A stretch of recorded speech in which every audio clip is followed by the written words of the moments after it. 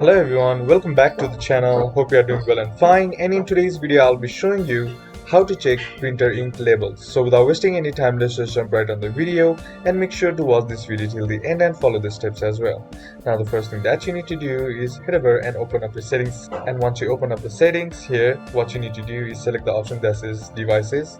And once you select the option, here you'll be seeing this kind of dialog box. Now what you need to do is select printer and scanners. And once you click on printers and scanners, you'll be getting this option.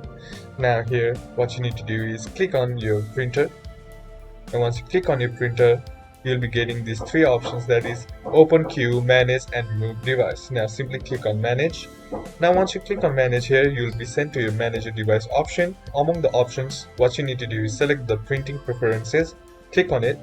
And once you click on it, a small dialog box will appear something like this. Now what you need to do is select the option that says maintenance and click on it. And once you click on it here, you'll be seeing this bunch of options like cleaning, bottom plate clearing and so on. Now what you need to do is click on view printer status.